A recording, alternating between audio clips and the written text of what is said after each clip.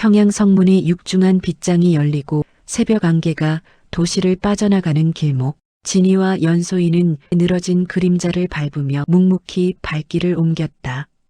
간밤의 소란이 무색하게 형양의 거리는 다시금 평범한 일상의 정적을 되찾은 듯 보였으나 성벽 곳곳에 박힌 추풍조의 흙침들과 주막마당에 남은 횃불의 잔해들은 어젯밤의 항전이 꿈이 아니었음을 증명하고 있었다.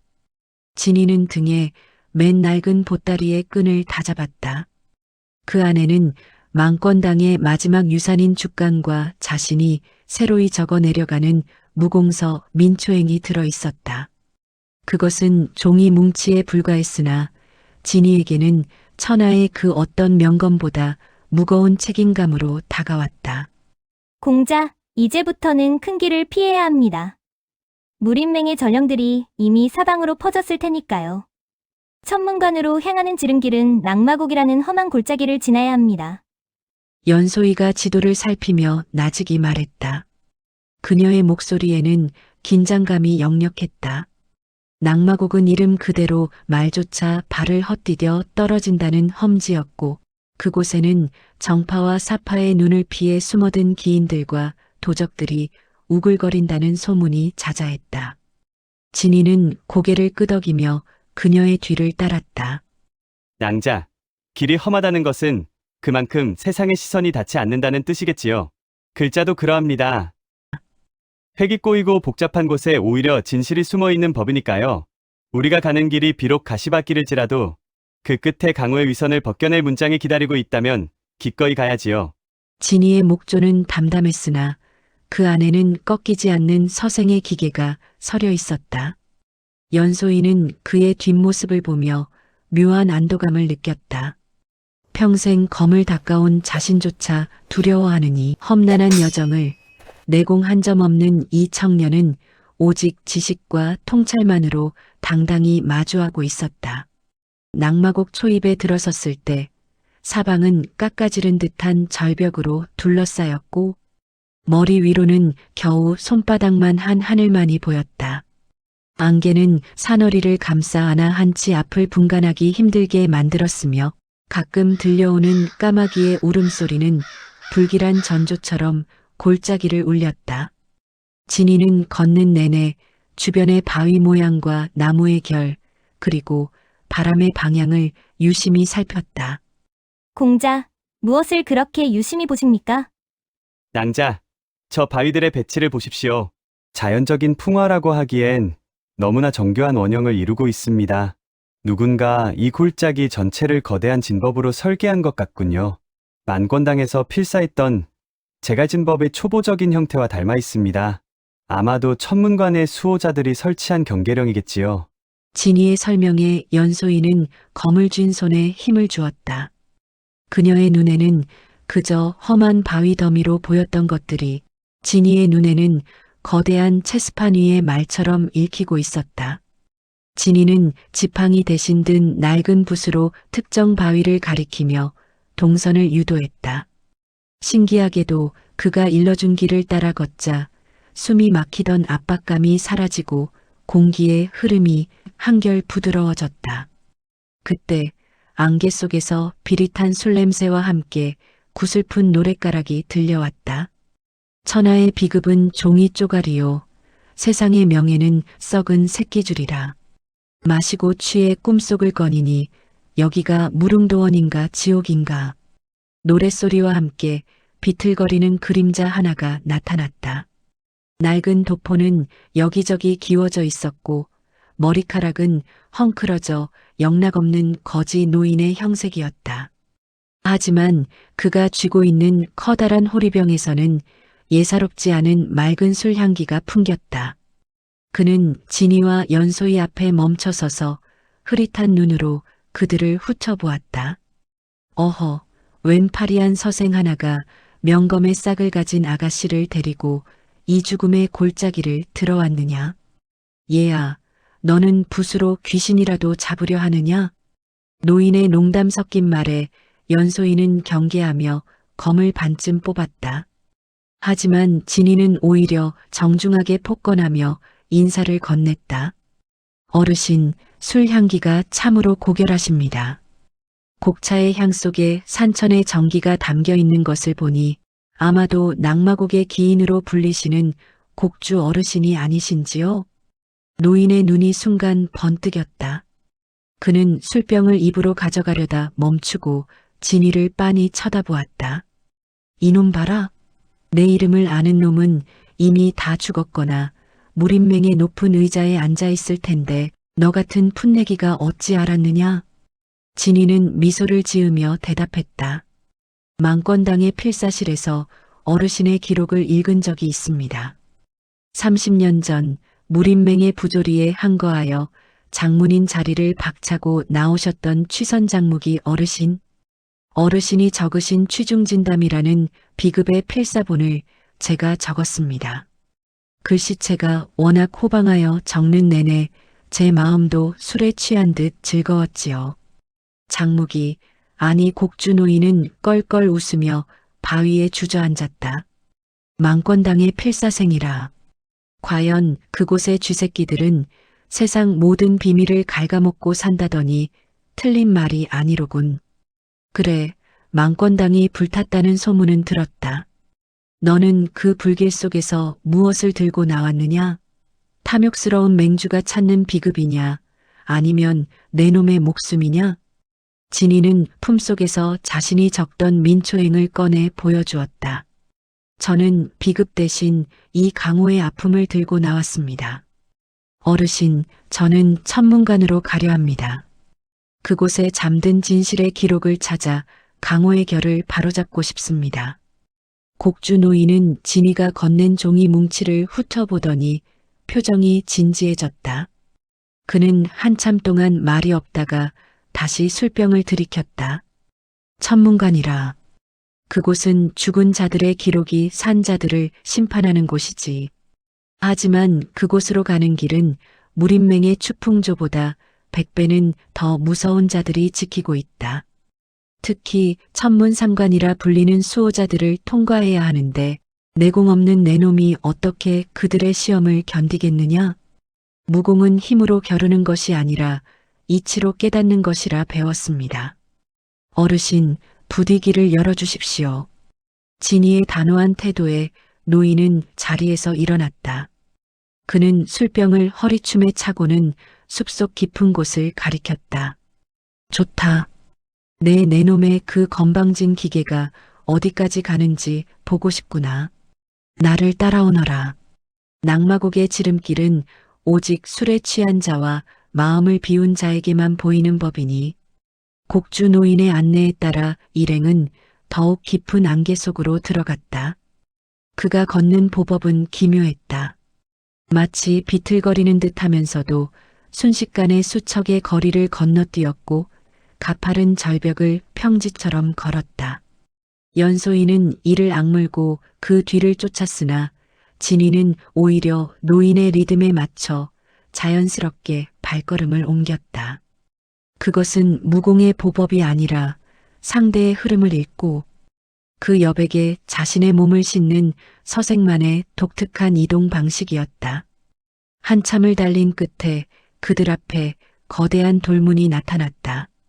이끼가 가득 낀 문 위에는 천문이라는 두 글자가 고색 창연하게 새겨져 있었다. 그 문 앞에는 3명의 인물이 가부좌를 틀고 앉아 있었다. 각각 검은고를 든 노인, 바둑판을 마주한 중년인, 그리고 긴 창을 바닥에 꽂은 무사였다. 그들이 바로 낙마곡의 최종 수호자, 천문삼관이었다. 검은고를 든 노인이 줄을 튕기자 서늘한 음파가 진이의 전신을 훑고 지나갔다. 곡주, 오랜만에 손님을 데려왔군. 하지만 천문의 문턱은 자격 없는 자에게는 낭떠러지와 같음을 모르지 않을 텐데. 곡주 노인은 코방귀를 뀌며 옆으로 물러났다. 이 서색놈이 망권당의 지식을 다 처먹었다고 떠들어대길래 구경 좀 시켜주러 왔다. 어디 한번 이놈의 머릿속에 무엇이 들었는지 확인해 보라고. 진이는 3명의 수호자 앞으로 나섰다. 연소인은 검을 뽑으려 했으나 진이가 부드럽게 그녀의 손등을 눌러 제지했다. 낭자, 여기는 검이 아닌 마음의 눈으로 싸워야 하는 곳입니다. 잠시만 기다려 주십시오. 진이는 검은고 노인 앞에 앉았다. 노인은 다시 줄을 튕겼다. 이번에는 단순한 소리가 아니었다. 음표 하나하나가 날카로운 칼날이 되어 진이의 정신을 공격해왔다. 그것은 칠정환술의 일종으로 듣는 이의 마음속 깊은 곳에 숨겨진 공포와 욕망을 자극하여 폐인으로 만드는 무서운 기공이었다. 진이의 눈앞에 불타는 망건당의 모습이 나타났다. 스승 사무령이 불길 속에서 괴로워하며 자신을 원망하는 환영이 보였다. 진이의 호흡이 거칠어졌고 식은땀이 흘러내렸다. 연소인은 당황하여 비명을 지르려 했으나 진이는 눈을 감고 손바닥으로 바닥의 흙을 만졌다. 모든 소리는 파동일 뿐이다. 파동은 본질이 아니요. 그 소리를 담는 그릇인 마음이 본질이다. 진이는 머릿속으로 망건당에서 필사했던 반야심경의 구절들을 떠올렸다. 글자 하나하나가 빛이 되어 그의 의식을 감싸 안았다. 그는 노인의 검은고 소리를 막으려 하지 않았다. 대신 그 소리의 간격과 높낮이를 분석하여 그 음들이 만들어내는 불협화음의 원천을 찾아냈다. 노인장, 검은고의 세 번째 줄이 약간 느슨하군요. 그 미세한 어긋남이 당신의 마음속에 남은 과거의 미련을 대변하고 있습니다. 소리는 맑으나 그 끝이 떨리는 것을 보니 당신 또한 이 천문을 지키는 일이 즐겁지만은 않으신 모양입니다. 진이의 나지막한 지적에 검은고 소리가 뚝 끊겼다. 노인은 경악하며 진이를 바라보았다. 자신의 무공을 파회당한 것보다 자신의 마음 깊은 곳에 상처를 들킨 것에 더 큰 충격을 받은 듯했다. 어허, 소리를 듣는 것이 아니라 마음을 읽는구나. 첫 번째 관문은 통과다. 노인이 검은고를 거두자 이번에는 바둑판 앞에 앉아있던 중년인이 입을 열었다. 나는 기성이라 불리는 두 번째 관문이다. 이 바둑판 위에 강호의 형세를 놓아보겠다. 너는 내공 없이 이 거대한 수레바퀴를 멈출 수 있겠느냐? 중년인이 바둑돌을 놓자 바둑판 위에서 실제 전장의 말발굽 소리와 병장기 부딪히는 소리가 들려오기 시작했다. 그것은 진법의 그 길을 바둑에 녹여낸 환상이었다. 흑과 백의 돌들은 각각 무림맹과 사파의 세력을 상징하며 진이를 압박해왔다. 진이는 바둑돌을 집어들었다. 그는 정석대로 응수하지 않았다. 대신 바둑판의 구석, 아무도 주목하지 않는 곳에 돌을 놓았다. 강호의 대세는 힘의 균형에 있는 것이 아닙니다. 이 작은 귀퉁이에 있는 돌 하나, 즉 민초들의 평범한 삶이 무너지면 이 화려한 대마들은 결국 굶어 죽게 됩니다. 당신의 진법은 화려하나 뿌리가 없습니다. 보십시오. 제가 놓은 이 돌 하나가 당신의 모든 복음로를 차단하고 있습니다. 진이가 돌을 하나 더 놓자 거대해 보이던 중년인의 세력이 순식간에 기운을 잃고 흩어졌다. 중년인은 바둑돌을 떨어뜨리며 고개를 떨궜다. 경물치지라더니 책벌레의 통찰이 이토록 무서울 줄이야. 두 번째 관문도 통과다. 마지막으로 창을 든 무사가 일어났다. 그는 아무 말 없이 창끝을 진이의 목에 가져다 댔다. 서슬 퍼런 살기가 진이의 피부를 핥히었다. 나는 도리가 없다. 오직 강한 자만이 이 문을 넘을 수 있다. 내 놈이 아무리 똑똑한들 내 창 한 번에 내 목이 떨어진다면 그 지식이 무슨 소용이냐? 무사는 창을 내질렀다. 정광석화 같은 일격이었다.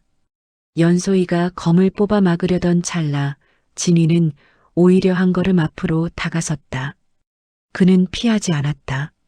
창끝이 그의 가슴팍 옷자락을 꿰뚫기 직전 진이는 들고 있던 붓으로 창대의 특정 부위를 가볍게 툭 쳤다.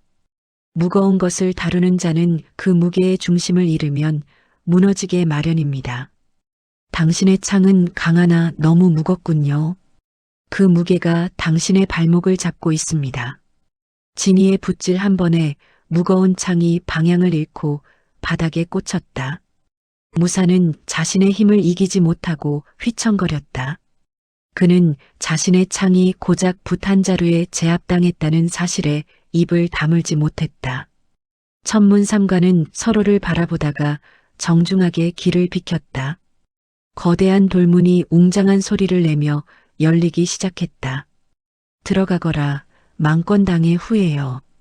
그 안에서 내가 찾는 진실이 강호의 피비린내를 씻어내길 빌겠다. 진이는 감사의 인사를 전하고 연소이와 함께 문 안으로 발을 들였다. 뒤에서 곡주 노인의 껄껄거리는 웃음소리가 멀어져 갔다. 휘야, 잊지 마라. 기록된 것은 변하지 않으나 그것을 읽는 사람의 마음은 변하는 법이다.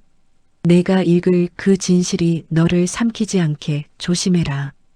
돌문 너머에는 지금까지와는 전혀 다른 세상이 펼쳐져 있었다. 수천 권의 죽간과 서첩들이 공중에 떠서 빛을 내고 있었고 그 중심에는 천기경이라 불리는 거대한 거울이 놓여 있었다. 그곳은 무림의 모든 비밀이 기록되고 교차 검증되는 강호의 심장이었다. 진이는 천천히 거울 앞으로 다가갔다.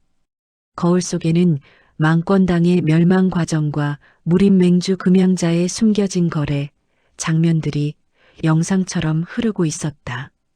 연소인은 그 광경을 보며 분노로 몸을 떨었다. 이럴 수가. 무림맹주가 정말로 흑야림과 손을 잡고 우리 가문을 배신했다니. 공자, 이것이 우리가 찾던 진실입니까? 진이는 거울 속의 기록들을 하나하나 머릿속에 담았다. 그의 눈동자에는 슬픔과 결연함이 교차했다. 낭자, 이것은 시작일 뿐입니다. 금양자의 배신 뒤에는 더 거대한 어둠이 숨어 있습니다. 망건당이 불탄 진짜 이유는 이 기록들을 지우기 위해서가 아니라 이 기록들 속에 숨겨진 어떤 인물의 존재를 감추기 위해서였습니다. 진이는 거울의 가장 깊숙한 곳, 흐릿하게 나타나는 한 남자의 형상을 가리켰다. 그는 금양자조차 무릎을 꿇고 예우를 갖추는 존재였다. 강호에 보이지 않는 손, 무형천존이라 불리는 자였다. 우리가 싸워야 할 적은 무림맹만이 아닙니다. 강호의 질서 자체를 설계하고 조종하는 저 그림자와 맞서야 합니다. 진이는 거울 옆에 놓인 은색 붓 한 자루를 집어들었다. 그것은 천문관의 주인만이 가질 수 있다는 천기필이었다. 진이는 새로운 종이를 펼쳤다. 이제는 단순히 과거를 기록하는 것이 아니라 다가올 강호의 운명을 새로 쓸 시간이었다. 천문관의 빛이 진이의 전신을 감싸 안았다. 내공 한 점 없는 서생의 손에 들린 은색 붓이 강호의 피비린내. 나는 역사를 정화할 유일한 희망으로 떠오르고 있었다. 낭자, 이제 밖으로 나갑시다. 세상의 진실의 문장을 보여줄 때가 되었습니다. 진이와 연소인은 천문관을 나서며 다시 한번 다짐했다. 붓끝으로 세상을 베어내고 지식으로 평화를 되찾겠다는 그들의 장대한 서사는 이제 본격적인 소용돌이 속으로 빠져들고 있었다.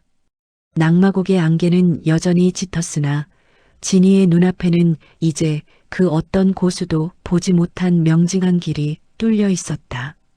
강호의 거대한 수레바퀴는 이제 서생의 붓질에 따라 그 방향을 틀 준비를 마쳤다.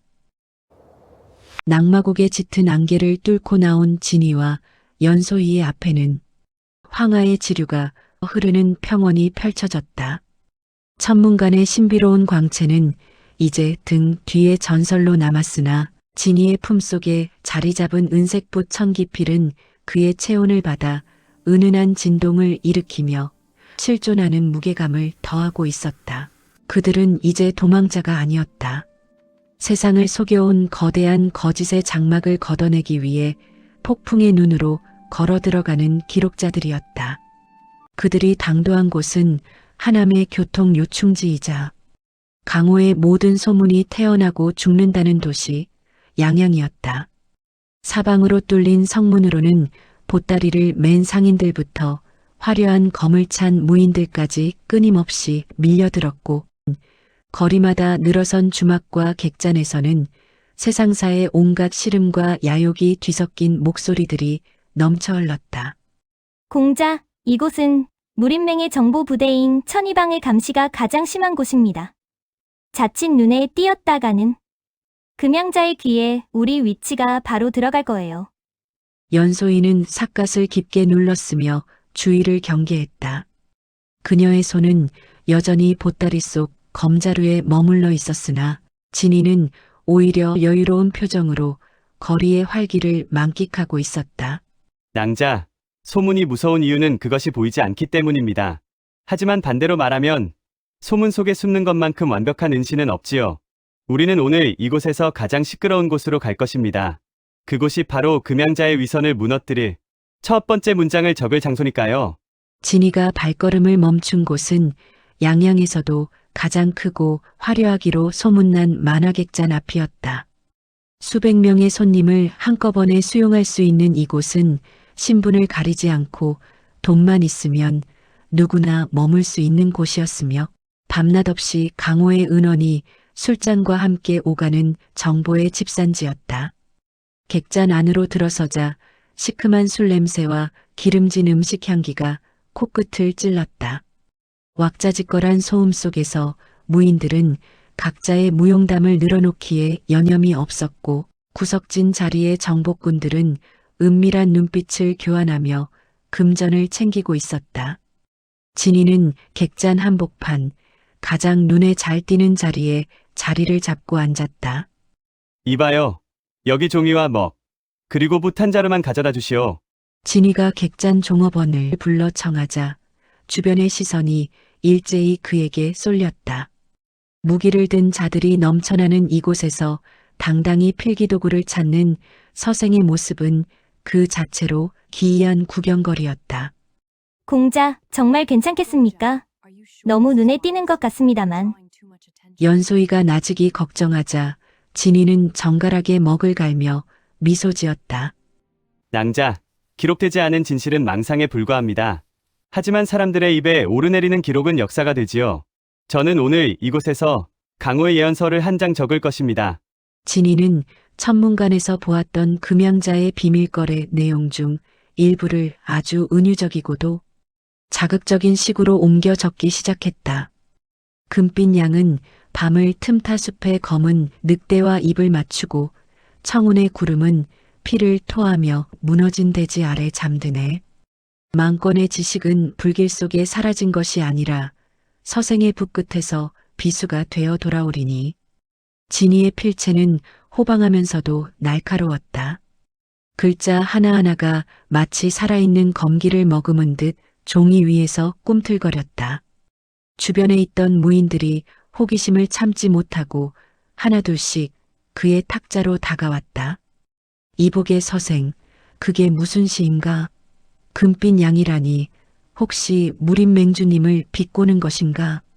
거칠게 생긴 도끼를 든 무사 하나가 탁자를 두드리며 물었다. 진이는 붓을 멈추지 않은 채 담담하게 대답했다. 비꼬는 것이 아니라 기록하는 것입니다. 강호의 바람이 어디서 불어오는지, 그 바람 속에 어떤 피냄새가 섞여 있는지 저는 그저 보일 뿐입니다. 이놈이 미쳤나? 맹주님을 모욕하는 글을 대낮에 객잔에서 적다니 목숨이 아깝지 않은 게냐? 무사가 도끼를 치켜들며 위협했으나 진이는 오히려 고개를 들어 무사의 눈을 똑바로 응시했다. 당신의 도끼술은 계산부법의 변형이군요. 하지만 왼쪽 손목의 힘이 너무 과하여 세 번째 합에서 반드시 허점이 노출될 것입니다. 지금 저를 치료하신다면 당신의 도끼가 제 머리에 닿기 전 당신의 손목뼈가 먼저 어긋날 텐데 괜찮으시겠습니까? 무사는 벼락이라도 맞은 듯 멈춰섰다. 자신의 무공 명칭과 치명적인 단점을 초면에 서생이 단숨에 간파했다는 사실에 등줄기에 식은 땀이 흘렀다. 주변의 무인들도 술렁이기 시작했다. 그때 객잔 2층의 난간에서 나른한 목소리가 들려왔다. 재미있군. 무공 한 점 없는 서생의 눈이 어찌 그리 예리한가. 이보게 그 종이에 적힌 시의 다음 구절을 내가 사도 되겠나? 화려한 비단옷을 입고 부채를 든 중년 남성이 천천히 계단을 내려왔다. 그는 양양의 소문난 정보상인이자 정체를 알 수 없는 고수로 알려진 백면상인 한운이었다. 그는 진이가 적은 글귀를 유심히 보더니 안광을 번뜩였다. 이것은 단순한 시가 아니로군. 망권당의 묵향이 느껴지는구먼. 자네 혹시 불길 속에서 살아남은 그 서생인가? 한운의 질문에 객잔 안의 모든 소음이 뚝 끊겼다. 무림맹이 전 강호에 수배령을 내린 망권당의 생존자가 제 발로 양양의 한복판에 나타났다는 사실은 폭탄과도 같은 뉴스였다. 연소인은 즉시 검을 반쯤 뽑으며 진이를 보호했다. 진이는 천천히 자리에서 일어나 한운을 향해 정중히 인사했다. 백면상인 한운 어르신을 뵙습니다. 소문대로 귀가 밝으시군요. 제가 망권당의 필사생인 것은 사실입니다만 저는 쥐새끼처럼 숨어 살러온 것이 아니라 거래를 하러 왔습니다. 거래? 무공도 없는 자네가 내게 무엇을 줄 수 있단 말인가? 진이는 천기피를 가볍게 돌리며 대답했다. 저는 어르신께 강호의 내일을 드리겠습니다. 그리고 그 대가로 저는 오늘 밤 무림맹 양양 분타의 지하 감옥으로 가는 지도를 받고 싶습니다. 한운의 부채가 멈췄다. 지하 감옥이라. 그곳은 한번 들어가면 살아서 나오지 못하는 사지다. 내 놈이 그곳에 왜 가려 하느냐? 죽고 싶어 환장한 게냐? 그곳에 억울하게 갇힌 제 스승님의 흔적이 남아있기 때문입니다. 그리고 그곳이 바로 금양자의 위선이 가장 먼저 무너질 무덤이 될 것이기 때문이지요. 진이의 목소리는 낮았으나 객잔 전체를 압도하는 무게감이 있었다. 한우는 잠시 침묵하다가 껄껄 웃음을 터뜨렸다. 좋다. 목숨을 건 거래라니 흥미롭군. 하지만 공짜는 없다. 자네의 그 예언이 맞는지 확인하기 위해 지금 이 객잔 안에 숨어 있는 무림맹의 첩자 3명을 찾아내 보게나. 만약 찾아낸다면 지도는 물론이고 자네의 목숨을 담보할 은신처까지 제공해주지. 객잔 안의 분위기가 급속도로 얼어붙었다. 사람들은 서로를 의심하며 눈치를 살피기 시작했다. 무림맹의 첩자라니 그것은 곧 이곳의 대화 하나하나가 금양자의 귀로 들어가고 있다는 뜻이었다. 진이는 눈을 감았다. 그는 소리가 아닌 결을 읽기 시작했다. 사람들의 호흡 간격, 긴장했을 때 미세하게 떨리는 손가락, 그리고 주변 풍경과 조화를 이루지 못하고 겉도는 기운들. 망권당의 비급 수천 권을 필사하며 익혔던 인간의 본질적인 동작들이 그의 머릿속에서 채처럼 걸러졌다. 진이는 천천히 걸음을 옮겨 첫 번째 인물 앞에 섰다. 평범한 보부상 차림으로 구석에서 국밥을 먹던 사내였다. 첫 번째는 이분입니다. 국밥을 드시는 척하지만 시선은 한 번도 그릇을 향하지 않는군요.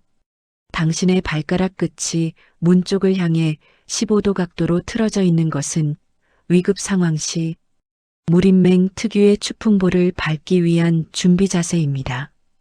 맞습니까? 사내의 안색이 변하며 수저를 떨어뜨렸다. 진이는 멈추지 않고 두 번째 인물에게 다가갔다. 술에 취해 엎드려 있는 줄 알았던 늙은 거지였다. 두 번째는 이 노인장입니다. 취한 듯 보이나 호흡이 지나치게 규칙적입니다. 무엇보다 당신의 손목에 배어 있는 옅은 연꽃 향기는 무린맹 소속 약문에서만 사용하는 독해독제의 냄새군요. 첩보 활동 중 중독을 대비하신 모양입니다만 향기가 너무 고결하여 정체가 탈로 났습니다. 늙은 거지가 움찔하며 몸을 일으켰다. 진이는 마지막으로 2층 구석에서 책을 보던 서생 한 명을 가리켰다. 마지막은 저분입니다. 저와 같은 서생인 척하지만 책장을 넘기는 간격이 문장과 일치하지 않습니다.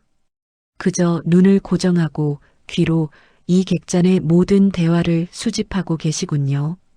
당신이 쥔 붓의 무게중심이 끝부분에 쏠려 있는 것을 보니 그것은 붓이 아니라 무린맹의 암기 발사기인 매화침이 분명하군요. 진이의 지적이 끝나기 무섭게 3명의 첩자가 일제히 몸을 날려 탈출하려 했다. 하지만 한운의 수하들이 이미 길목을 차단하고 있었다. 객잔 안은 순식간에 아수라장이 되었다. 한우는 부채를 접으며 진이를 향해 경탄의 눈빛을 보냈다. 놀랍군. 내공 한 점 없이 오직 관찰과 지식만으로 무린맹의 정예 첩자들을 골라내다니. 진이, 자네는 정말 강호의 재앙이 되거나 구원자가 되겠어. 한우는 약속대로 진이에게 양양분타의 비밀 지도를 건넸다. 그리고 은밀하게 귓속말을 남겼다. 조심하게. 금양자는 자네가 생각하는 것보다 훨씬 거대한 그림자를 등 뒤에 업고 있네. 지하 감옥에는 자네가 찾는 스승 말고도 강호의 역사를 뒤바꿀 어떤 괴물이 갇혀 있을지도 모르니. 진이는 지도를 챙겨 연소이와 함께 객잔을 빠져나왔다. 밤이 깊어가는 양양의 거리에는 무린맹 순찰대들의 횃불이 어지럽게 움직이고 있었다. 공자, 정말 그곳에 가시겠습니까? 이건 너무 위험한 도박입니다. 연소이가 간곡하게 만류했으나 진이는 결연한 의지로 대답했다. 낭자, 위선을 깨부수기 위해서는 그 위선이 가장 깊게 뿌리내린 곳으로 가야 합니다. 지옥에 가보지 않고 어찌 지옥을 기록할 수 있겠습니까? 오늘 밤 우리는 무린맹의 심장부에서 진실의 불꽃을 피울 것입니다. 진이는 천기피를 꽉 쥐었다. 은색 붓끝이 달빛을 받아 차갑게 빛났다. 내공 없는 서생과 가문을 잃은 검객. 두 사람의 발걸음은 이제 양양의 가장 어두운 지하를 향해 움직이기 시작했다. 그들의 뒤로 만화객잔의 불빛이 멀어졌다. 하지만 그곳에서 진이가 적었던 시구는 이미 수많은 무인의 입을 타고 양양 전체로 그리고 전 강으로 퍼져나가고 있었다. 그것은 금양자의 위선적인 통치에 균열을 내는 첫 번째 균열이자 진실의 목소리가 터져나오는 전조였다. 밤은 깊었으나 진이의 눈은 그 어느 때보다 명징했다. 기록자로서의 사명이 그의 혈맥을 뜨겁게 달구고 있었다. 강호의 거대한 수레바퀴는 이제 서생의 지략에 의해 그 방향을 완전히 틀 준비를 마쳤다. 양양의 지하 감옥, 그곳에서 기다리고 있는 것은 과연 스승의 흔적일까? 아니면 상상조차 하지 못한 거대한 공포일까? 진이는 멈추지 않고 어둠 속으로 발을 내디뎠다. 양양의 밤은 낮에 활기찬 소란을 삼킨 채 무거운 정적 속에 잠겨 있었다. 구름에 가려진 달빛은 희미하게 성벽을 비추었고 간간히 들려오는 야경꾼의 딱딱이 소리만이 이곳이 여전히 살아있는 도시임을 알리고 있었다. 하지만 무린맹 양양 분타의 정문 앞은 달랐다. 횃불을 든 무사들이 일정한 간격으로 성벽 위를 오갔고 입구에는 서슬 퍼런 병장기를 든 정예 무사들이 외부인의 접근을 철저히 차단하고 있었다. 진이와 연소이는 분타 뒷담화의 어두운 그늘 속에 몸을 숨겼다. 한운에게 받은 지도는 정교했다. 무린맹의 공식적인 기록에는 존재하지 않는 하수구와 연결된 비밀. 환기구의 위치가 붉은 점으로 표시되어 있었다. 진이는 품속에서 천기피를 꺼내 가볍게 쥐었다. 은색 붓끝이 밤 공기를 받아 차갑게 빛나고 있었다. 공자, 보초들의 교대 시간이 다가옵니다. 하지만 저 담벼락에는 소리만으로 침입자를 감지하는 지청진이 깔려 있을 거예요. 내공이 없는 공자께서 저 담을 넘는 것은 불가능에 가깝습니다. 연소이가 걱정스러운 듯 나직이 속삭였다. 그녀는 진이를 안고 단숨에 담을 넘을 수도 있었으나 지청진의 예민한 감각은 두 사람의 무게를 반드시 잡아낼 것이었다. 하지만 진이는 담담하게 고개를 저었다. 낭자, 진법이란 결국 자연의 흐름을 억지로 비튼 것입니다. 비틀린 곳에는 반드시 여백이 생기기 마련이지요. 제가 필사했던 진법계요에 따르면 지청진은 짐액의 진동을 이용하기에 수류가 교차하는 지점에서는 그 감각이 무뎌집니다. 저기 하수구가 시작되는 곳, 이끼가 가장 많이 낀 벽면을 보세요. 그곳이 바로 진법의 눈입니다. 진이는 붓끝으로 벽면의 한 지점을 가리켰다. 연소이는 그의 지시에 따라 진이를 가볍게 업고 벽면을 찼다. 신기하게도 경보음은 울리지 않았다. 두 사람은 마치 물방울이 스며들듯 소리 없이 무림맹 분타 앞마당으로 잠입했다. 분타의 내부는 겉모습보다 훨씬 웅장하고 삼엄했다. 진이는 한눈의 지도를 머릿속으로 복기하며 지하 감옥으로 통하는 비밀 통로를 찾아 나섰다. 그들은 본당 지하의 창고를 지나 거대한 석상 뒤에 숨겨진 계단을 발견했다. 계단 아래로 내려갈수록 공기는 급격히 차가워졌고 눅눅한 곰팡이 냄새와 비릿한 쇠 냄새가 섞인 기분 나쁜 향취가 코끝을 찔렀다. 이곳이군요. 정의를 부르짖는 자들이 가장 추악한 비밀을 가두는 곳이. 진이의 목소리에는 짙은 혐오감이 서려 있었다. 지하 감옥의 입구에는 2명의 간수가 졸고 있었다. 연소이가 검손잡이로 그들의 혈도를 가볍게 짚어 잠재웠다. 철문이 기괴한 마찰음을 내며 열리자 끝이 보이지 않는 긴 복도가 나타났다. 복도 양옆으로는 쇠창살이 박힌 감옥들이 줄지어 있었고 그 안에서는 형체를 알 수 없는 죄수들이 신음소리를 내거나 넋을 잃은 채 벽을 바라보고 있었다. 진이는 감옥 하나하나를 유심히 살피며 스승 사무령의 흔적을 찾았다. 하지만 그 어디에도 스승의 모습은 보이지 않았다. 대신 그는 감옥 벽면에 새겨진 기묘한 낙서들을 발견했다. 그것은 평범한 낙서가 아니었다.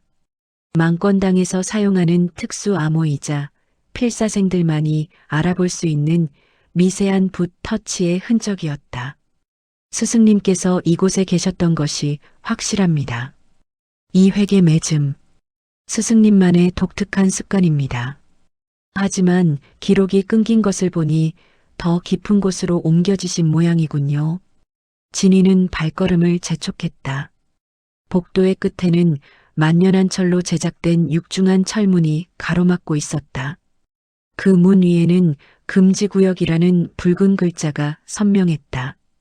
진이가 죽간을 이용해 문을 열려던 찰나 문 안쪽에서 거대한 기운이 폭발하듯 뿜어져 나왔다. 누구냐? 감히 맹주님의 성역을 더럽히는 쥐새끼들이. 문이 열리며 화려한 흑포를 입은 중년인이 나타났다. 양양 분타의 분타주의자, 금양자의 직계 제자인 정례검 조태강이었다. 그의 검에서는 붉은 뇌전의 기운이 일렁이고 있었으며 그가 한 걸음을 내디딜 때마다 지하 복도의 석벽에 미세한 금이 갔다. 절정 고수의 등장이었다. 공자, 뒤로 물러나세요. 이자는 제가 상대하겠습니다. 연소이가 검을 뽑아 앞을 가로막았다. 그녀의 검기와 조태강의 뇌전이 공중에서 부딪히며 불꽃을 튀겼다. 하지만 조태강의 내공은 연소이보다 한 단계 위였다. 청운 검문의 잔당이로군. 내 놈이 살아있다는 소식은 들었다만 제 발로 무덤을 찾아올 줄이야. 그 옆에 서생이 망권당의 생존자인가 보군. 맹주님께서 애타게 찾으시던 죽간이 바로 저기 있었어. 조태강이 비릿한 웃음을 지으며 검을 휘둘렀다. 붉은 검강이 뱀처럼 휘어지며 연소이의 방어막을 파고들었다. 연소이는 이를 악물며 버텼으나 상체에 옷자락이 찢기며 선혈이 배어나왔다. 진이는 떨리는 가슴을 진정시키며 조태강의 검노를 살폈다. 조태강의 무공은 위력적이었으나 지나치게 공격적인 성향 탓에 호흡의 끝이 항상 반 박자 정도 빠듯했다. 그것은 금양자의 무공을 억지로 단기간에 익히려다 생긴 부작용이었다. 낭자, 저자의 세 번째 초식, 뇌전이 흩어지는 순간을 노리세요. 왼쪽 무릎의 중심이 아주 미세하게 무너지고 있습니다. 그곳이 바로 조태강의 사열입니다. 진이의 지시에 조태강의 안색이 변했다. 자신의 약점을 단숨에 꿰뚫어 본 서생의 안목에 공포를 느낀 것이다. 이 입만 산 놈이 죽어라. 조태강이 격분하여 진이를 향해 검을 던졌다. 하지만 연소이는 이미 진이의 말대로 움직이고 있었다. 그녀는 뇌전의 기운을 타고 넘어가 조태강의 왼쪽 하체를 강하게 걷어찼다. 조태강은 비명을 지르며 중심을 잃었고 그 틈을 타 연소이의 검이 그의 가슴팍을 깊숙이 파고들었다. 그악! 이럴 수가. 고작 서생의 말 한마디에 조태강은 피를 토하며 쓰러졌다. 진이는 숨을 몰아쉬며 쓰러진 조태강을 지나 철문 안으로 들어갔다. 그곳은 다른 감옥과는 비교도 할 수 없을 만큼 화려하게 꾸며진 비밀 밀실이었다. 하지만 그 화려함 속에는 단 한 명의 노인이 사슬에 묶인 채 벽에 기대어 있었다. 노인은 스승 사무령이 아니었다. 하지만 그의 얼굴을 확인한 연소이는 검을 떨어뜨리며 주저앉았다. 아버님? 아버님, 정말 아버님이십니까? 그는 멸문당한 줄 알았던 청운 검문의 가주이자 연소이의 부친 연평이었다. 그의 두 눈은 뽑혀 있었고 전신의 혈맥은 금제당에 있었으나 딸의 목소리를 듣자 미세하게 몸을 떨었다. 소애냐? 소희가 온 것이냐? 꿈이 아니로구나. 아버지가 죄가 많아 이런 곳에서 너를 만나는구나. 연평의 통곡 섞인 목소리에 지하 감옥이 울렸다. 진이는 가슴이 미어지는 듯한 슬픔을 느꼈다. 금양자는 청운 검문을 멸문시킨 뒤 가주를 살려두어 고문하며 가문의 비전 무공인 청운검법의 최종 결을 알아내려 했던 것이다. 진이는 다가가 연평의 맥을 짚었다. 내공은 사라졌으나 아직 생명의 불꽃은 꺼지지 않았다. 진이는 천기피를 꺼내 연평의 쇠사슬을 묶은 만년한 철의 연결 부위를 정교하게 타격했다. 무공의 이치를 이용해 강도가 가장 약해진 지점을 붓끝으로 파괴한 것이다. 가주님, 정신 차리십시오. 제가 망권당의 진이입니다. 낭자와 함께 이곳을 탈출해야 합니다. 연평은 진이의 손을 꼭 잡았다. 필사생, 자네가 내 딸을 구해준 게로군. 고맙네. 하지만 이곳을 나가는 것은 쉽지 않을 걸세. 금양자는 이미 이곳 양양 분타 전체에 자폭진법을 깔아두었네. 우리가 발각되는 순간 이 지하는 거대한 무덤이 될 것이야. 연평의 경고와 동시에 감옥 외부에서 거대한 종소리가 울려 퍼졌다. 조태강의 패배를 알리는 신호이자 분타의 모든 무사가 지하로 집결하고 있다는 신호였다. 공자, 적들이 몰려옵니다. 제가 입구를 막을 테니 아버님을 모시고 먼저 나가세요. 연소이가 비장한 표정으로 검을 고쳐주었다. 하지만 진이는 고개를 저었다. 아니요, 낭자. 싸움으로 이길 수 있는 숫자가 아닙니다. 이제 우리는 기록에 힘을 써야 합니다. 진이는 감옥 벽면에 걸려있던 무림맹의 휘장과 천기피를 이용해 순식간에 문장을 적어 내려갔다. 그것은 금양자의 비밀거래가 상세히 기록된 폭로의 문장이자 보는 이의 기운을 일시적으로 마비시키는 진원의 힘이 담긴 글귀였다. 가주님 낭자, 제 뒤를 따르십시오. 오늘 우리는 이 지하 감옥의 문을 여는 것이 아니라 무림맹의 위선적인 뚜껑을 열 것입니다. 진이는 복도로 쏟아져 들어오는 무사들을 향해 자신이 적은 휘장을 펼쳐 보였다. 진무도문의 제자들이여, 보아라. 너희가 맹주라 부르는 자가 저지른 추악한 기록이 여기 있다. 이 글을 읽고도 나를 배려한다면 너희의 검은 정의가 아니라 욕망의 노예일 뿐이다.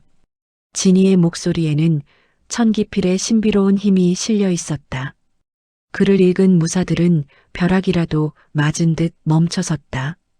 그들의 안색이 창백해졌고 손에 쥔 병장기가 바들바들 떨렸다. 진이가 폭로한 사실들은 그들이 믿어온 가치관을 뿌리째 흔드는 충격적인 내용들이었기 때문이다. 그 틈을 타 진이와 일행은 혼란에 빠진 감옥을 뚫고 지상으로 향했다. 양양 분타의 마당은 이미 아수라장이었다. 진이가 뿌린 폭로의 전단들이 바람을 타고 양양 시내 곳곳으로 날아가고 있었고 잠에서 깬 시민들과 소문을 듣고 달려온 다른 문파의 무사들이 분타 정문으로 몰려들고 있었다. 금양자의 위선을 밝혀라. 망권당의 진실을 공개하라. 양양의 시민들이 진이의 시구에 화답하듯 함성을 질렀다. 그것은 무공보다 강한 지식의 힘이었고 칼날보다 예리한 진실의 승리였다. 진이는 부상당한 연평을 부축한 채 연소이와 함께 무림맹 분타의 높은 담벼락 위에 섰다. 아래에는 수천 명의 군중이 횃불을 들고 그들을 바라보고 있었다. 기록은 결코 사라지지 않습니다. 어둠이 빛을 가릴 수 없듯 위선은 진실의 북끝을 이길 수 없습니다. 진이의 선언이 양양의 밤하늘을 갈랐다. 금양자가 수십 년간 쌓아온 공고한 위선의 성벽에 거대한 균열이 가기 시작한 순간이었다. 하지만 멀리 어둠 속에서는 무림맹 본산에서 파견된 최강의 집행부대, 구천 검사가 들이닥치고 있었다. 그들은 감정이 없는 살인 기계들이었으며 진이의 기록 따위에는 흔들리지 않는 자들이었다. 낭자, 이제부터가 진짜 전쟁입니다. 하지만 보십시오. 우리는 더 이상 혼자가 아닙니다. 진이는 자신들을 지켜주는 군중의 함성을 들으며 미소 지었다. 서생의 지략과 검객의 투지, 그리고 민초의 의리가 하나로 뭉쳐 강호의 새로운 역사를 써내려가고 있었다. 양양의 새벽은 붉게 밝아오고 있었다. 그것은 피의 예고인 동시에 위선을 태워버린 진실의 태양이 떠오르는 서막이었다. 진이는 붓을 꽉 쥐었다. 이제 그는 천하의 모든 비극을 종결지을 최후의 문장을 향해 한 걸음 더 내디뎠다. 양양의 새벽 하늘은 타오르는 횃불과 자욱한 연기로 인해 핏빛으로 물들어 있었다. 무림맹 분타의 높은 담장 위에서 내려다본 세상은 이미 아수라장이었다. 진이가 뿌린 폭로의 전단들은 바람을 타고 성안 구석구석으로 스며들었고 그 속에 담긴 금양자의 추악한 진실은 평소 억눌려 살던 민초들의 가슴에 거대한 불을 지폈다. 하지만 그 뜨거운 함성 너머로 소리 없이 다가오는 거대한 어둠이 있었다. 공자, 보십시오. 저들이 옵니다. 연소이가 검을 꽉 쥐며 성벽 아래 어둠을 가리켰다. 푸른 안개를 헤치며 나타난 9명의 인형. 그들은 화려한 장식도 요란한 기압도 없었다. 오직 차가운 금속 광택을 내뿜는 흙갑을 두르고 일정한 보폭으로 지면을 밟으며 다가오고 있었다. 그들이 한 걸음을 내디딜 때마다 주변의 공기는 얼어붙었고 분노에 찬 군중의 함성조차 그들의 반경 10장 안으로 들어서면 씻은 듯이 사라졌다. 그들이 바로 무림맹의 최종 병기 구천 검사였다. 진이는 등에 엎인 연평의 가느다란 숨결을 느끼며 입술을 깨물었다. 내공 한 점 없는 서생의 몸으로 절정. 고수 9명의 살기를 정면으로 받아내는 것은 영혼이 깎여나가는 듯한 고통이었다. 하지만 그의 품속에 든 천기필은 오히려 더 뜨겁게 진동하며 그에게 깨어있으라 명하고 있었다. 낭자, 저들은 앞서 만난 살수들과는 다릅니다. 감정도, 공포도, 심지어 무인으로서의 자부심조차 거세된 자들이지요. 그들에게 진실을 호소하는 것은 바위에 말을 거는 것과 같습니다. 진이의 목소리는 차분했으나 그 끝은 미세하게 떨리고 있었다. 구천 검사 중 선두에 선 사내가 천천히 검을 뽑았다. 검신은 칠흑처럼 어두웠으나 그 끝에 맺힌 검강은 태양보다 더 눈부시게 번뜩였다. 반역자 진위, 그리고 청운검문의 잔당 연소의, 너희는 강호의 질서를 어지럽히고 무림맹의 위엄을 모독했다. 장문인의 명에 따라 이곳을 너희의 무덤으로 만들어주마. 사내의 목소리는 마치 금속이 맞부딪히는 소리처럼 건조했다. 말이 끝나기 무섭게 9자루의 검이 동시에 허공을 갈랐다. 9개의 검기가 하나의 거대한 그물을 형성하여 진이 일행이 선 성벽 전체를 통째로 지워버리려는 압도적인 파괴력이었다. 낭자, 왼쪽으로 세 걸음, 지면을 차고 오르세요.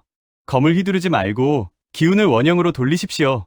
진이의 급박한 지시에 연소인은 본능적으로 몸을 날렸다. 쾅! 거대한 폭발음과 함께 그들이 서 있던 성벽의 일부가 가루가 되어 흩어졌다. 연소인은 공중에서 연평을 부축한 진이를 감싸 안으며 간신히 바닥에 착지했다. 하지만 구천 검사는 이미 그들의 착지 지점을 예측하고 진영을 좁혀오고 있었다. 허허, 이놈들. 감히 내 제자의 길을 막는 것이냐? 그때 주막에서 헤어졌던 곡주 노인이 호리병을 휘두르며 나타났다. 그는 술에 취한 듯 비틀거리면서도 구천 검사 2명의 검노를 정확히 차단하며 가로막았다. 곡주 어르신. 진이가 반갑게 외쳤으나 노인의 표정은 평소와 달리 엄숙했다. 휘야, 이놈들은 내가 잠시 맡아주마. 하지만 내 공력으로도 9을 다 감당할 순 없어. 어서 서쪽 문으로 달려라. 그곳에 시장 사람들이 길을 열어두고 있다. 곡주 노인은 술을 한 모금 크게 들이켜고는 취선물을 펼쳤다. 그의 소매 끝에서 뿜어져 나오는 내경이 구천 검사의 섰을 펄은 검기들과 부딪히며 기괴한 소리를 냈다. 하지만 구천 검사는 노인의 기괴한 초식에도 아랑곳하지 않고 기계적인 합격술로 그를 압박해 들어갔다. 진이는 노인의 희생을 헛되이 할 수 없었다. 그는 연평을 다시 고쳐 엎고 연소이와 함께 시장통으로 달리기 시작했다. 뒤에서 들려오는 금소금과 폭발 소리가 점점 멀어졌으나 여전히 2명의 구천 검사가 그림자처럼 그들의 뒤를 쫓고 있었다. 시장은 이미 거대한 요새로 변해 있었다. 지객꾼 장씨와 생선 장수 이씨를 비롯한 수백 명의 민초가 몽둥이와 횃불을 들고 거리의 목목마다 바리케이드를 치고 있었다. 그들은 진이 일행을 발견하자 일제히 길을 열어주었다. 서생 나으리, 이쪽입니다. 빨리 피하세요. 사람들의 외침은 진이의 가슴을 뜨겁게 했다. 하지만 뒤쫓아오는 구천 검사의 검기가 시장의 가판대들을 종이장처럼 베어 넘기며 다가오자 사람들의 얼굴에는 다시 공포가 서렸다. 진이는 멈춰섰다. 그는 보따리에서 자신이 적던 민초행의 원고 뭉치를 꺼내 들었다. 낭자, 잠시만 시간을 벌어주십시오. 저들의 검노를 완전히 뒤틀어버릴 문장을 완성해야 합니다. 연소인은 대답 대신 검을 고쳐 쥐었다. 그녀의 전신에서는 청운 검문 특유의 푸른 기운이 폭발하듯 뿜어져 나왔다. 그녀는 쇄도하는 두 명의 검사와 마주하며 처절한 공방을 벌였다. 진이는 붓을 들었다. 그의 주변에는 수십 명의 상인이 횃불을 들고 성벽처럼 그를 에워쌌다. 진이는 종이 위에 먹을 묻히지 않았다. 대신 그는 공중에 떠다니는 연기와 횃불의 불꽃, 그리고 사람들의 분노 어린 기운을 먹삼아 천기피를 놀렸다. 천하의 돈은 백성의 땀 속에 있고 무의 진실은 억울한 눈물 속에 잠드나니 진이의 붓끝이 허공을 가를 때마다 눈에 보이지 않는 기운의 소용돌이가 형성되었다. 그것은 내공이 아니었다. 그것은 이 땅을 살아가는 사람들의 의지가 하나로 뭉쳐 만들어내는 거대한 공명이었다. 연소이가 적들의 합격술에 밀려 쓰러지려는 찰나 진이가 허공에 쓴 마지막 글자가 빛을 발했다. 이것이 바로 너희가 잊고 살았던 강호의 무게다. 받아라, 민초의 포효를. 진이가 붓을 휘둘러 허공의 글자들을 적들을 향해 밀어냈다. 신기한 일이 벌어졌다. 아무런 타격력도 없을 것 같던 글자들이 구천 검사의 몸에 닿는 순간 그들의 흙갑이 요동치며 기운이 역류하기 시작했다. 그들은 평생 감정을 억누르며 기계처럼 수련해왔으나 진이가 끌어모은 수천 명의 감정이 담긴 기운은 그들의 인위적인 평정심을 단숨에 깨부수었다. 컥? 이 기운은 뭐냐? 뇌리가 쪼개질 것 같구나. 구천 검사들이 비명을 지르며 머리를 감싸쥐었다. 그들의 철저한 세뇌와 통제가 서생의 글자 한 줄에 무너져 내린 것이다. 시장 사람들은 이 틈을 놓치지 않고 몽둥이를 휘두르며 그들을 압박했다. 낭자, 지금입니다. 성문을 여세요. 연소인은 마지막 기력을 짜내어 성문의 빗장을 베어버렸다. 육중한 문이 열리며 양양의 성방, 끝없이 펼쳐진 황야가 모습을 드러냈다. 일행은 사람들의 배웅을 받으며 성을 빠져나갔다. 성 밖으로 나오자 차가운 새벽바람이 폐부를 찔렀다. 곡주 노인도 어느새 만신창이가 된 모습으로 그들을 따라와 합류했다. 어이쿠, 죽을 뻔했구먼. 휘야, 내 놈의 그 말장난이 정말로 구천 검사를 잡을 줄은 몰랐다. 역시 지식인은 건드리는 게 아니야. 노인은 피 섞인 침을 뱉으며 껄껄 웃었다. 하지만 진이는 웃지 못했다. 그는 자신의 등에 엎인 연평의 맥이 점점 약해지는 것을 느꼈다. 어르신, 가주님의 상태가 좋지 않습니다. 우선 몸을 숨길 곳이 필요합니다. 금양자는 이제 양양 분타의 실패를 덮기 위해 강호 전체에 우리를 사문의 첩자로 공표할 것입니다. 진이의 예상은 정확했다. 이미 양양 성벽 위에는 금양자의 명을 받은 전령들이 북을 울리며 새로운 수배령을 내리고 있었다. 이제 그들은 정파 무림 전체의 적이 된 셈이었다. 일행은 추격을 피해 북쪽의 험준한 산맥, 천산의 기슭으로 향했다. 그곳에는 망권당의 또 다른 비밀 거점이자 진이가 필사했던 비급들 중 가장 위험한 것들이 보관되어 있다는 흑서각이 존재했다. 밤길을 걷는 동안 연소인은 진이의 옆 얼굴을 물끄러미 바라보았다. 공자, 이제 우리는 어디로 가는 것입니까? 강호 전체가 우리를 쫓게 될 텐데 끝이 보이질 않습니다. 진이는 품속의 천기피를 만지작거리며 대답했다. 낭자, 글을 쓸 때 가장 중요한 것은 마침표를 찍는 위치입니다. 지금 우리는 겨우 서론을 마쳤을 뿐이지요. 금양자가 세운 가짜 역사를 지우고 우리가 직접 새로운 역사를 써내려가야 합니다. 흑서각에는 그가 그토록 숨기고 싶어 했던 자신의 출신과 흑야림과의 계약서 원본이 잠들어 있습니다. 그것만 있다면 칼 한 자루 쓰지 않고도 무림맹을 붕괴시킬 수 있습니다. 진이의 목소리에는 이제 슬픔보다 더 큰 결연함이 서려 있었다. 그는 더 이상 비겁하게 숨어 다니는 필사생이 아니었다. 그는 세상의 위선을 기록하고 단죄하는 강호의 집행자가 되어가고 있었다. 어둠이 짙게 깔린 산길 위로 일행의 그림자가 길게 늘어졌다. 뒤에서는 여전히 구천 검사의 잔당들과 무린맹의 추격대가 횃불을 밝히며 쫓아오고 있었다. 하지만 진이는 뒤를 돌아보지 않았다. 그의 눈앞에는 이미 자신이 써내려갈 장엄한 결말의 풍경이 그려지고 있었기 때문이다. 기다려라, 금양자. 내 놈이 세운 위선의 탑이 제 발밑에서 무너져 내리는 그날을 내 반드시 기록하겠다. 진이의 선언이 산울림이 되어 돌아왔다. 새벽이 밝아오고 있었으나 그것은 평화의 시작이 아니었다. 강호의 질서가 송두리째 뒤바뀌는 거대한 전쟁의 서막이었다. 천산의 기슭은 한여름임에도 불구하고 만년설에서 내려오는 냉기로 인해 등줄기가 서늘했다. 자욱한 안개 사이로 삐죽삐죽 솟아오른 기암괴석들은 마치 침입자를 감시하는 거대한 석상처럼 위압적이었다.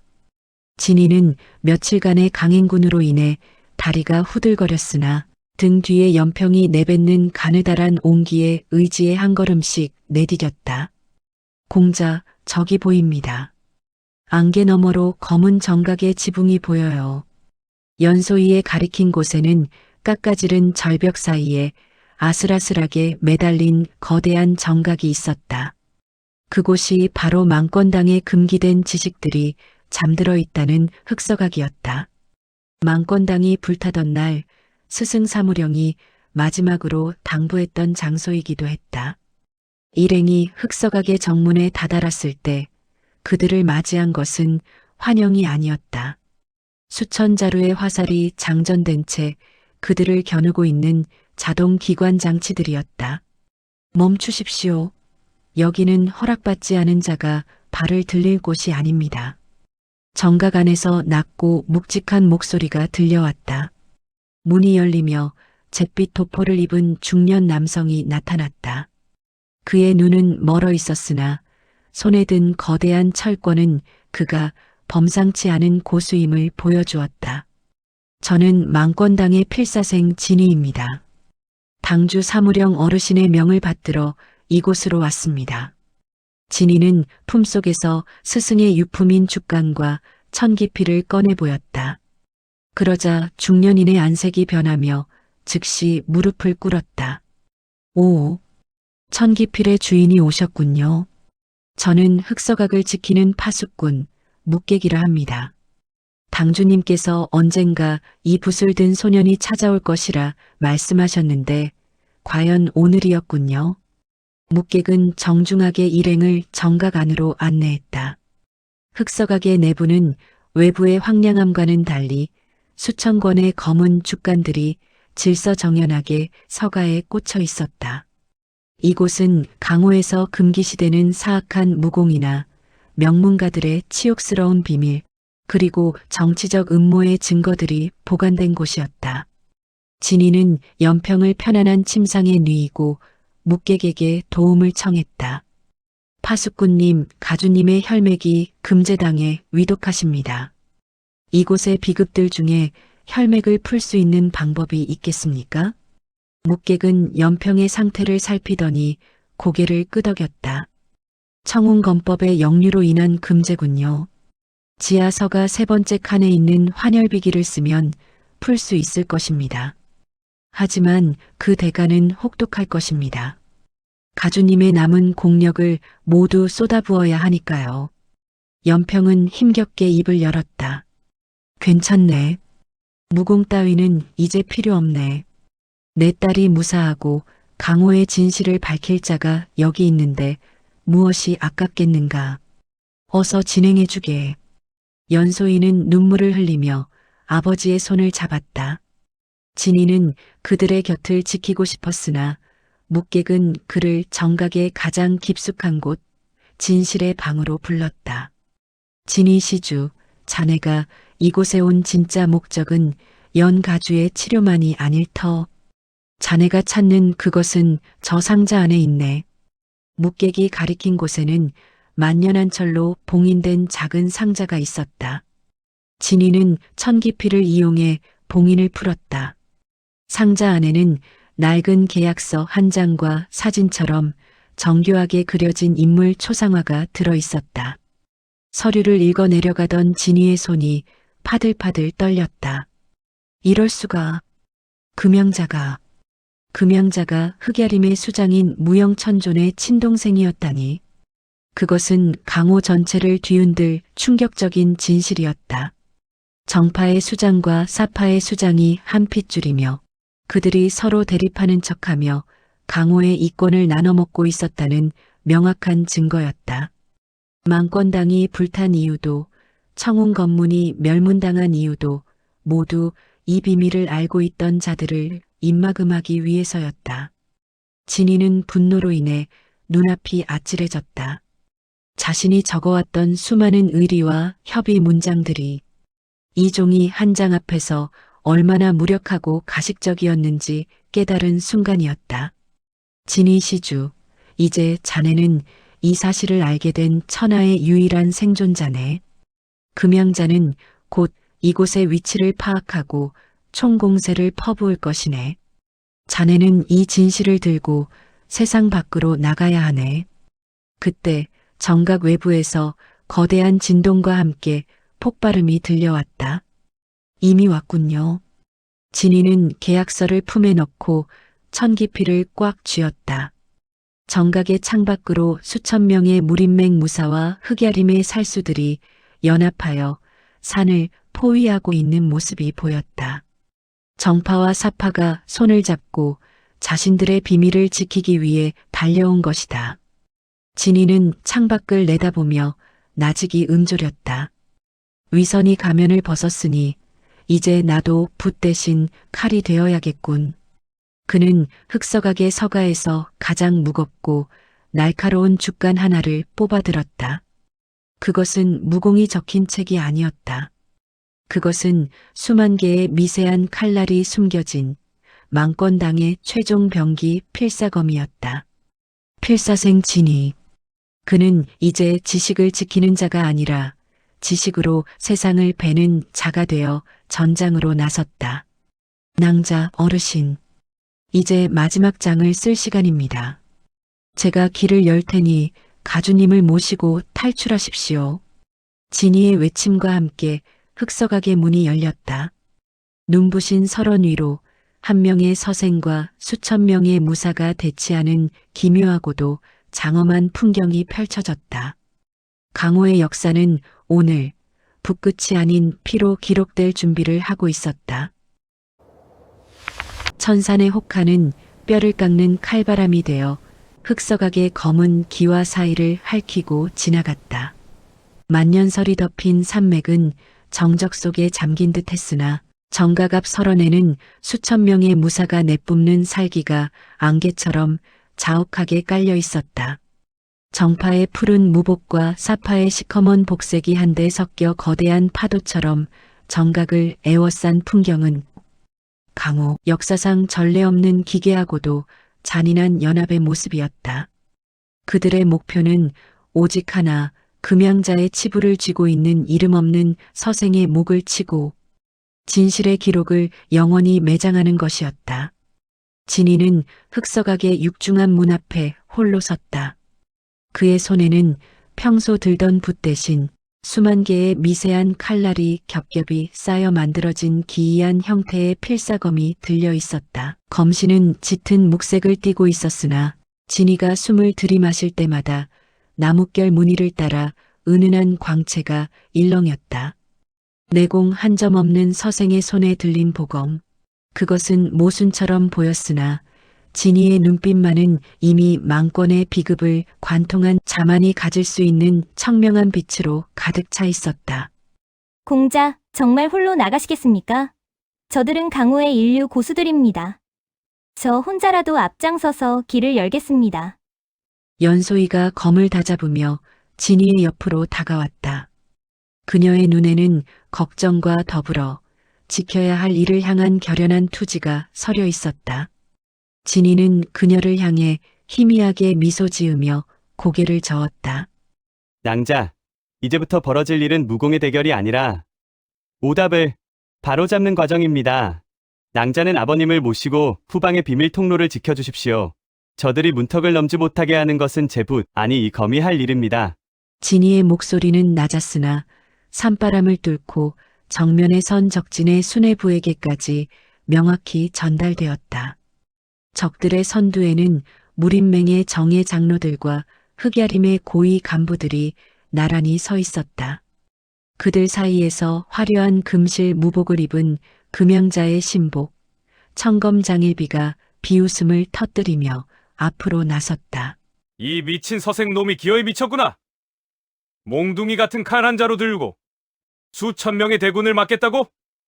내 놈이 만권당의 쥐새끼답게 비금 몇 권 훔쳐 읽었다고 해서 세상의 이치를 다 아는 줄 아는 모양인데 무란 내 놈의 그 얄팍한 지식 따위로 재단할 수 있는 것이 아니다. 장일비의 호통과 함께 그가 검을 뽑아들자 주변의 눈가루가 기압에 눌려 사방으로 비산했다.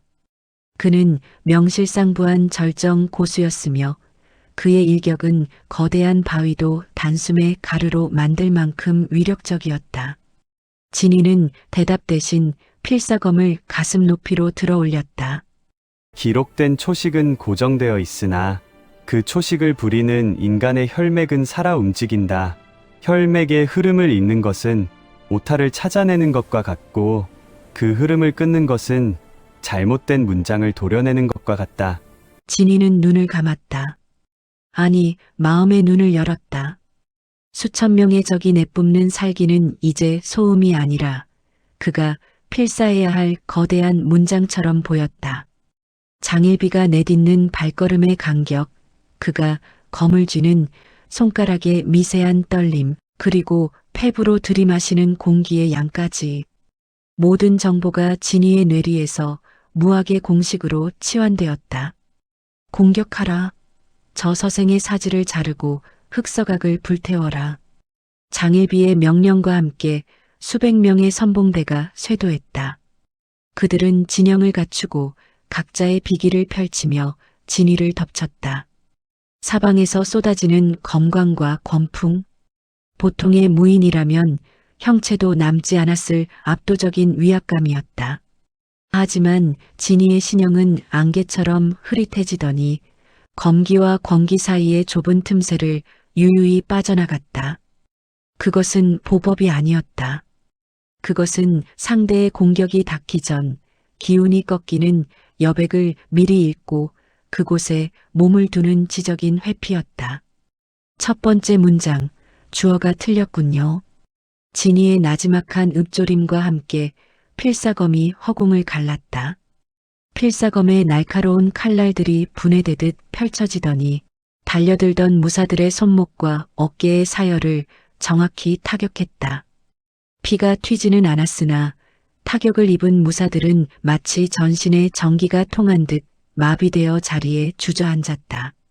진이는 그들의 무공 자체를 지워버린 것이 아니라 그 무공을 부리는 근육의 논리를 잠시 정지시킨 것이었다. 이게 무슨 해괴한 수법이냐? 장일비는 경악했다. 자신의 수하들이 단 한 합의 대결도 없이 무너지는 광경은 그의 상식을 벗어난 일이었다. 그는 직접 검을 휘두르며 진이에게 달려들었다. 청검이라는 명성답게 그의 검은 하늘을 가를 듯 웅장한 검강을 머금고 있었다. 죽어라, 이 요물 같은 서생아. 장일비의 검이 진이의 머리 위로 쏟아졌다. 그 위력은 흑서각 정문의 석조물들을 가루로 만들 정도로 무시무시했다. 하지만 진이는 피하지 않았다. 그는 필사검을 세워 장일비의 검강 중심부를 가볍게 퉁겼다. 교정의 일격. 진이의 검 끝에 닿은 장일비의 거대한 에너지는 정체불명의 회오리에 휘말리듯 비틀렸다. 장일비는 자신의 힘이 역류하여 가슴팍을 때리는 충격을 느끼며 비틀거렸다. 진이는 그 틈을 놓치지 않고 필사검의 끝으로 장일비의 미간 앞 1촌 지점을 가리켰다. 당신의 검은 화려하나 지나치게 과장되어 있습니다. 문장으로 치면 미사여구만 가득하고 알맹이가 없는 졸작이지요. 스스로의 힘에 취해 균형을 잃었으니 이제 그만 검을 꺾으시지요. 진희의 말과 동시에 필사검에서 뿜어져 나온 투명한 기운이 장일비의 인당혈을 타격했다. 장일비는 비명도 지르지 못한 채 안광을 잃고 바닥으로 쓰러졌다. 절정 고수의 허망한 패배에 연합군은 거대한 충격에 빠져 뒤로 주춤거렸다.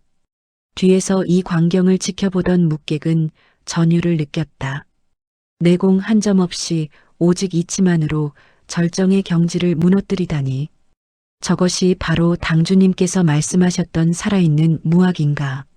글을 쓰는 자가 세상을 베는 방식이 저토록 장엄할 줄이야.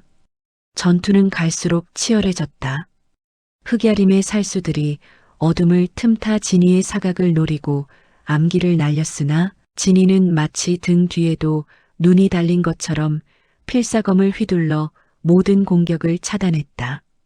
그의 동작은 이제 무공이라기보다 하나의 예술적인 서예 퍼포먼스처럼 보였다. 하지만 적들의 숫자는 끝이 없었다. 수천 명의 무사가 파도처럼 밀려왔고 진희의 체력은 서서히 한계에 다다르고 있었다. 내공이 없다는 것은 지구력의 결핍을 의미했다. 진희의 이마에서는 구슬땀이 흘러내렸고 필사검을 쥔 손은 미세하게 떨리기 시작했다. 공자, 위험합니다. 연소이가 더 이상 참지 못하고 전장으로 뛰어들었다. 그녀의 청운검법이 진희의 주변을 호위하며 다가오는 적들을 베어 넘겼다. 진희는 그녀의 도움을 받아 잠시 숨을 고를 수 있었다. 낭자, 고맙습니다. 하지만 저들의 우두머리가 움직이기 시작했습니다. 이제부터가 진짜 승부입니다. 진희의 말대로 적진의 가장 깊숙한 곳에서 거대한 가마가 내려앉았다. 가마의 문이 열리며 화려한 흑금포를 입은 중년인이 모습을 드러냈다. 흑야림의 실질적인 지배자이자 금양자의 친형, 무영천존이었다. 그는 강호에서 전설로만 전해지는 마신의 경지에 오른 자였다. 무영천존이 한 걸음을 내딛자 천산의 만년설이 진동하며 무너져 내렸다. 그가 내뿜는 압도적인 마기는 주변의 모든 생명력을 집어삼킬 듯이 서늘했다. 재미있는 서생이로군. 금양자가 왜 그토록 내 놈을 두려워했는지 이제 알겠어. 너는 단순한 지식인이 아니라 이 강호의 룰 자체를 파괴할 수 있는 역병 같은 존재구나. 무영천존의 목소리는 낮았으나 흑서각 전체를 뒤흔드는 위험이 있었다. 그는 손을 가볍게 휘둘렀다. 그러자 시커먼 연기가 뭉쳐 거대한 칼날의 형상을 이루더니 진희를 향해 날아왔다. 진희는 본능적으로 직감했다. 이것은 지금까지 상대해온 무공과는 차원이 다르다는 것을. 이것은 이치가 아니라 순수한 폭력 그 자체였다. 그는 필사검을 꽉 쥐고 전신의 감각을 극도로 끌어올렸다. 낭자, 제 뒤로 물러나세요. 이 일격은 낭자가 감당할 수 있는 것이 아닙니다. 진희는 필사검을 수직으로 세우고 자신의 머릿속에 담긴 모든 비급의 정수를 하나로 모았다. 만권의 책이 한 줄의 문장으로 수렴되듯 천하의 모든 무공은 결국 하나의 점으로 돌아간다. 그 점을 찍는 자가 세상을 다스린다. 진희의 필사검이 무영천존의 마공과 정면으로 충돌했다. 툭항, 거대한 폭발음과 함께 흑서각 정문의 석조 기둥들이 산산조각 났다. 진희는 선혈을 뿜으며 수십 척 뒤로 날아가 벽에 부딪혔다. 공자, 연소이가 비명을 지르며 달려갔다. 진희는 만신창이가 된 채 간신히 고개를 들었다. 그의 손에 든 필사검은 부러지지 않았으나 그의 전신은 이미 한계를 넘어선 상태였다. 무영천조는 여유로운 표정으로 다가왔다. 과연 대단하구나. 내 일격을 정면으로 맞고도 숨이 붙어 있다니. 하지만 여기까지다. 내 놈이 가진 그 주관과 지식은 내가 유용하게 써주마. 강호의 역사는 이제 내 뜻대로 다시 쓰여질 것이다. 무영천존이 최후의 일격을 가하려던 찰나 흑서각 내부에서 거대한 묵향이 폭발하듯 뿜어져 나왔다. 정각의 지하에서 수천 년간 잠들어 있던 망권당의 진정한 힘, 기록의 영령들이 깨어난 것이었다. 누가 내 제자를 건드리는가? 허공에서 사무령의 목소리가 천둥처럼 울려 퍼졌다.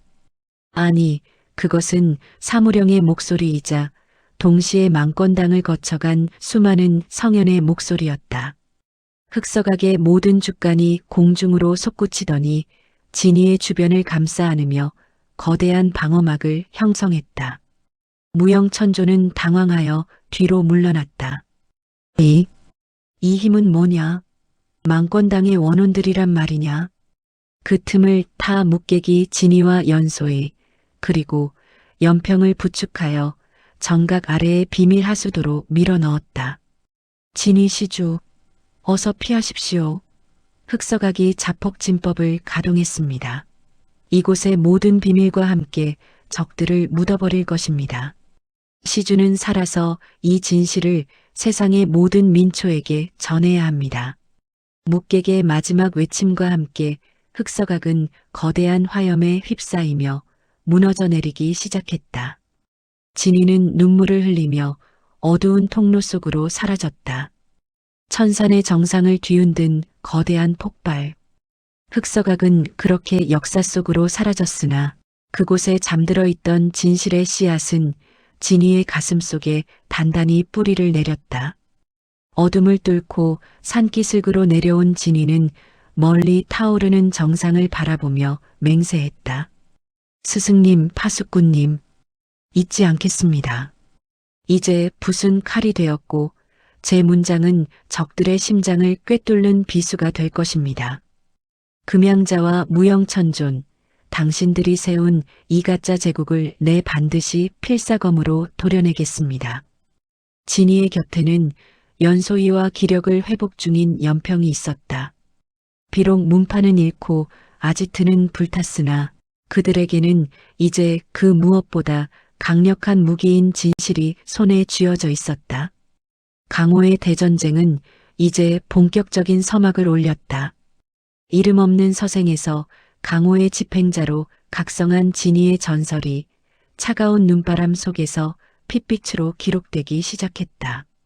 천산의 만년설이 녹아내린 계곡물은 얼음장처럼 차가웠으나 그보다 더 서늘한 것은 강호에 불어닥친 위선의 바람이었다.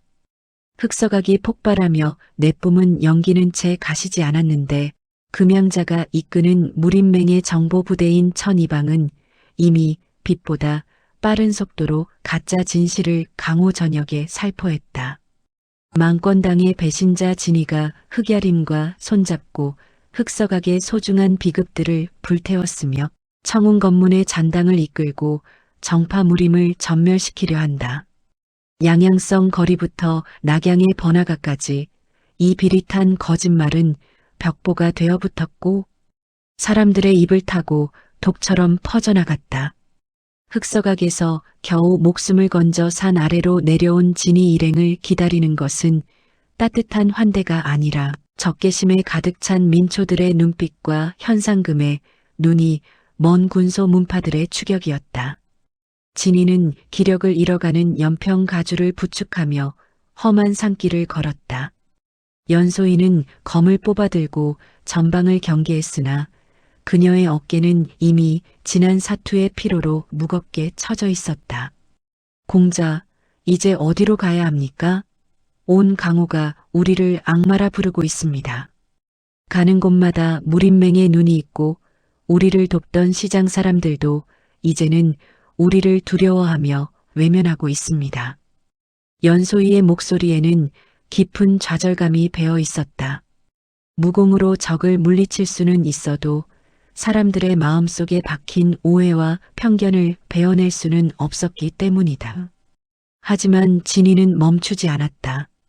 그는 오히려 품속에 천기피를 꽉 쥐며 눈을 빛냈다. 낭자, 글자 하나가 사람을 죽이기도 하지만 문장 하나가 죽어가는 진실을 살리기도 합니다. 금양자가 여론을 이용한다면 우리는 그 여론의 근본을 뒤흔들어야 합니다. 저들이 우리를 고립시키려 한다면 우리는 고립된 자들을 모아 거대한 산맥을 만들 것입니다. 진이 일행이 당도한 곳은 무림맹의 영향력이 미미한 변경의 작은 마을, 성문촌이었다. 이곳은 화산파나 무당파 같은 거대 문파의 그늘에 가려져 늘 억압받던 소규모 문파들이 모여 사는 곳이었다. 하지만 이곳에서도 금양자의 수배령은 위력을 발휘하고 있었다. 마을 입구에는 철권문과 청풍사 같은 군소문파의 제자들이 삼엄한 경계를 서고 있었다. 거기 서라. 망권당의 죄인 진이와 그 일당이 맞느냐.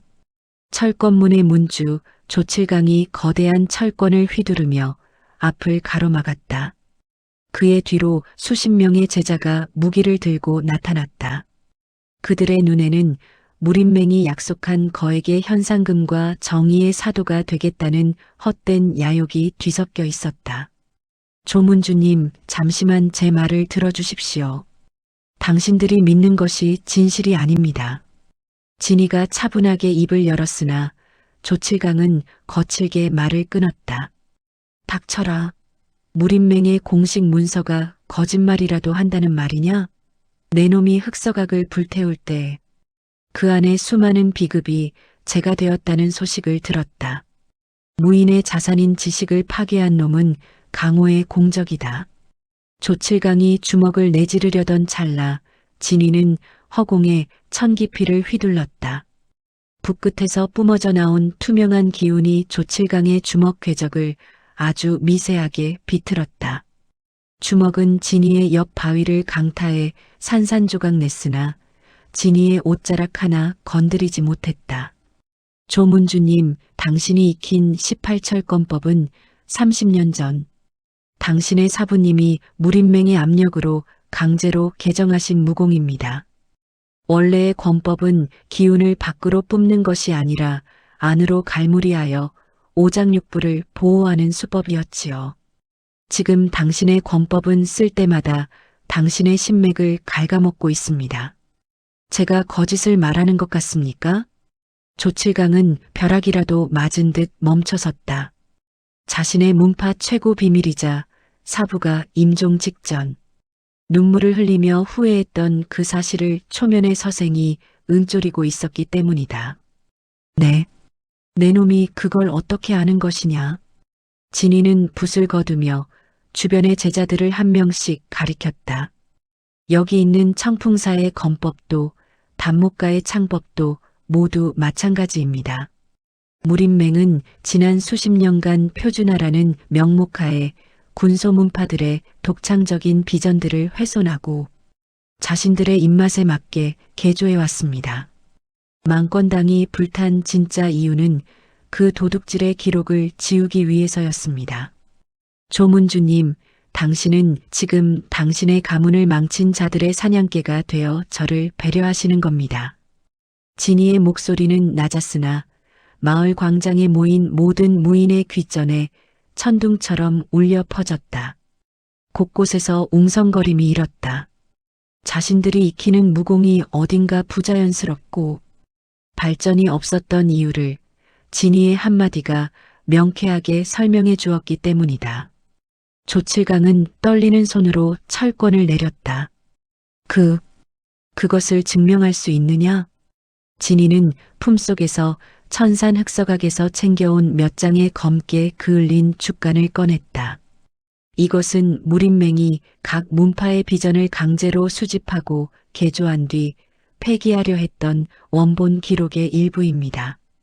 여기 조문주님의 사부님이 적으신 탄원서도 있군요. 진이가 죽간의 한 구절을 읽어내려가자 조칠강은 바닥에 주저앉아 오열했다. 그것은 사부의 필체가 분명했다. 무린맹의 위선과 횡포가 낱낱이 기록된 피의 증거였다. 현장에 있던 다른 문주들도 앞다투어 주간을 확인했다. 그들의 얼굴은 경악에서 분노로 그리고 다시 결연함으로 변해갔다. 금양자가 쌓아온 여론의 성벽이 진이가 제시한 진실의 조각들 앞에서 무너져 내리고 있었다. 서생 나으리, 우리가 무지했습니다. 무린맹의 위선에 속아 강호의 진정한 기록자를 죽이려 했군요. 이 죄를 어찌 씻어야 하겠습니까? 조칠강이 무릎을 꿇자 다른 무인들도 일제히 고개를 숙였다. 진이는 그들을 일일이 일으켜 세웠다. 사죄할 시간은 없습니다. 금양자는 곧 이곳의 변화를 눈치채고 대군을 보낼 것입니다. 이제 우리는 흩어져서 죽는 것이 아니라 기록의 힘으로 연대해야 합니다. 각 문파의 본래 무공을 복구하고 무린맹의 위선을 강호 만천하에 알리는 기록의 연대를 결성합시다. 그날 밤 성문촌에서는 강호 역사상 가장 기묘하고도 강력한 동맹이 탄생했다. 내공 한 점 없는 서생을 맹주로 삼고 억압받던 군소 문파들이 깃발 아래 모인 것이다. 연소인은 그들에게 무공의 교정을 도와주었고 진이는 밤을 새워 각 문파에 훼손된 비급들을 자신의 기억을 되살려 복구해 주었다. 공자, 이제 희망이 보입니다. 이들이 각자의 지역으로 돌아가 진실을 전파한다면 금양자의 여론 조작도 힘을 잃을 것입니다. 연소이가 붓을 씻는 진이의 옆에서 나직이 말했다. 진이는 창밖의 횃불들을 바라보며 대답했다. 이것은 첫 번째 문단일 뿐입니다. 금양자는 이제 더욱 잔인한 수법을 쓸 것입니다. 그는 강호의 명망 있는 원로들을 인질로 삼거나 흑야림을 이용해 민초들을 학살하고 우리에게 누명을 씌우려 하겠지요. 우리는 그보다 한 발 앞서 무린맹 본산으로 향해야 합니다. 진이는 새로운 비급서 강호정론을 집필하기 시작했다. 그것은 무공초식이 아니라 무린맹의 자금 출처, 흑야림과의 비밀 협약, 그리고 각 문파의 무공 탈취 사례를 일목요연하게 정리한 폭로의 비급이었다. 이 책이 강호 전역에 필사되어 퍼지는 날, 금양자의 제국은 종이 성처럼 무너질 것입니다. 하지만 평화는 잠시였다. 무린맹 본산에서 파견된 또 다른 추격부대, 심판관들이 성문촌의 경계에 도달했다는 소식이 전해졌다. 그들은 구청 검사보다 훨씬 지독한 자들이었으며 무력뿐만 아니라 심리전과 고문에 능한 자들이었다. 조문주님 낭자, 이제 수련의 결과를 보여줄 때입니다. 적들이 정의를 사칭하며 다가오면 우리는 진실의 무게로 그들을 누를 것입니다. 진이는 천기피를 꽉 쥐었다. 은색 붓끝이 달빛 아래에서 서늘한 투지를 내뿜었다. 기록자 진이의 반격은 이제 성문촌의 작은 횃불을 시작으로 전 강호를 불태울 진실의 불꽃이 되어 타오르기 시작했다.